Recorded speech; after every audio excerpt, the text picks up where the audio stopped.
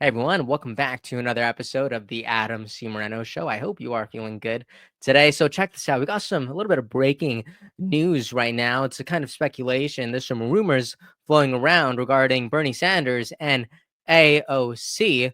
Check this out. According to American AF, this is just in. Democrats are reportedly pushing for Sanders and AOC 2028 presidential tickets.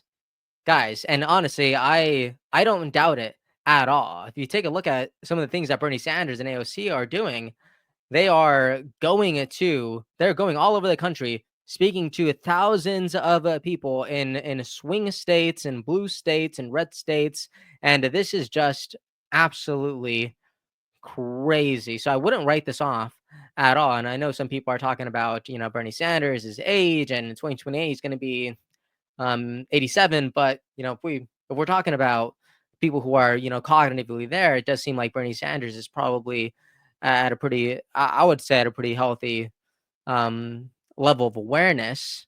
Now, I'm not saying I agree with the man on everything he says, but whenever you look at these numbers, like, numbers really don't lie. Most people actually have, or at least according to Democrats, he actually has a higher polling percentage than so many other people in the Democratic Party. And this is actually really, really crazy. So we're going to go ahead and dive into this CNN poll right now. But real quick, if you like having conversations like this, please consider liking and subscribing. It's one of the best ways you can help me out. So let's dive in. So this is a CNN poll. I saw this from Ryan James Gurdutsky. The poll says, "Who do you think the leader of the Democratic Party is?" And look how surprising this is, guys. Kamala Harris, the former vice president, and someone who many people would have believed would have been the elected president of the United States. She's polling at 9%. She should be at the top of this list. But right now, it is actually surprisingly AOC. AOC has the top spot here at 10%. Kamala Harris is at 9. Bernie Sanders is at 8. Hakeem Jeffries is at 6. Barack Obama is at 4. Jasmine Crockett is at 4. Gavin Newsom is at 2. Nancy Pelosi, unfortunately, is at 2. Seems a little high for me. Alyssa Slotkin is at 2. Chuck Schumer is at 2. And Tim Walz, unsurprisingly, is at 1. This post has been viewed more than 1 million times. And this is crazy. And it's surprising to me that if this reporting is true and Democrats are actually having a serious consideration of a Sanders and AOC ticket, it's so unsurprising that Kamala Harris has actually been sidestepped here, because at least Bernie Sanders and AOC have something that I believe Kamala Harris doesn't, which is convictions. Although not perfect, and you could definitely make an argument against it. But at a time when Democrats are lost, at a time when the party doesn't have a voice, I gotta say, it does seem like a lot of people are finding a lot of confidence in Bernie Sanders and AOC. Check out this other NBC poll. Just 7% of Americans have a favorable opinion of the Democratic Party. This is the lowest number ever recorded. I cannot believe that, but it is wild. And you know what? I recently wrote this newsletter called The Heroes, Villains, and the Other Guys, the Political Arena. And I described that one of the biggest problems that I think is happening right now in terms of the Democratic Party is right now they don't have a hero. They only have a villain, and that is clearly President Trump. So they all gather around and they scream President Trump's name because they know it's going to, make some waves. And they talk about all the wrong things that he does. But here's the thing. I don't know if you can win elections or shift culture by only attacking a villain. This is what I say. The conversation needs to be elevated.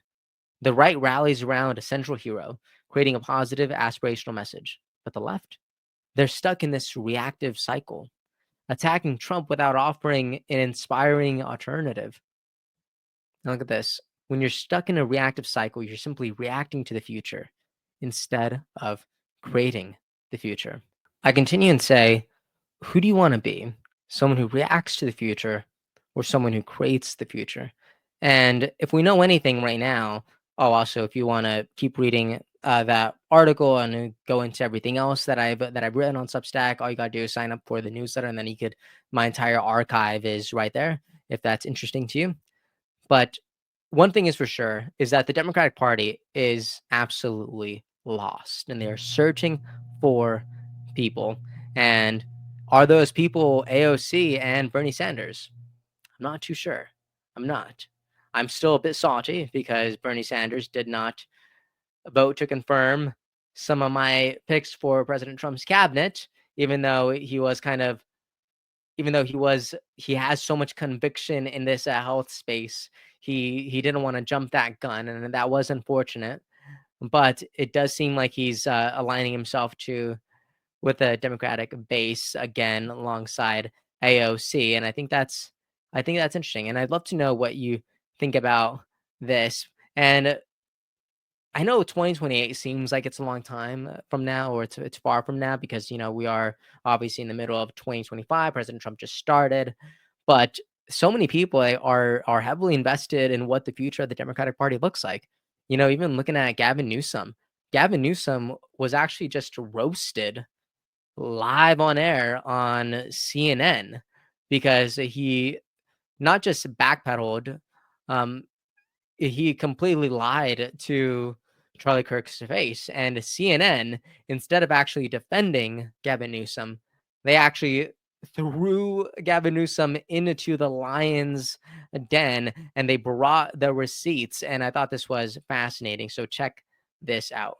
By the way, not one person ever in my office has ever used the word Latinx. So can we finally put that to bed? Yeah, we agree. where did that even? No more Latinx, everybody. Well, I just didn't even know where it came from. I'm like, what are people talking about?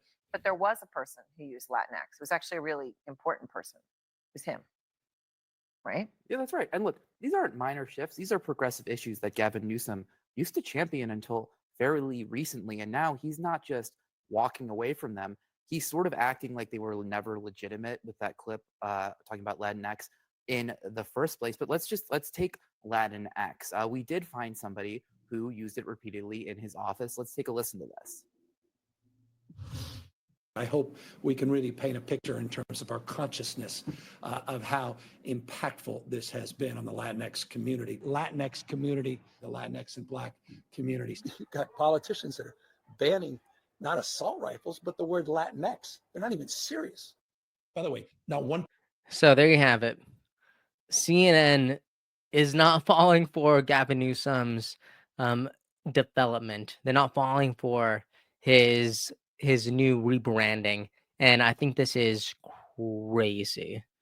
Look at this. George Behezy says it's amazing to see leftists tearing themselves apart. Even Newsom's side isn't falling for this fake unawakening. Wow, that is absolutely wild. Anyways, that's the conversation that I wanted to have very quickly with you guys about Bernie Sanders, AOC, the current state of the Democrat Party. Seeing Gavin Newsom also get roasted on CNN is also just so wild to me and definitely surprising. But let me know what you think about all this in the comment section. Tell me your perspective. Tell me which worldview you're aligning with. Do you think there's a hope for the Democrat Party, or is America in a new season? Is that a chapter that we're closing? I don't know. Let me know what you think about all this, and I will see you all next time. Episode's over already? Geez, that was fast. Well, they say beautiful things do not last forever, but feel free to watch and listen to another one of these episodes if you're interested in those conversations as well. Also, this next part is huge. Make sure to obliterate that like and subscribe button and turn on the notification bell so you never skip a beat. I also have a newsletter where we dive into the news, politics, and ideas that shape our future. If you're interested in signing up, I'd really appreciate that. Anyways, that's the end of this episode. Thank you so much for watching and listening, and I'll see you next time.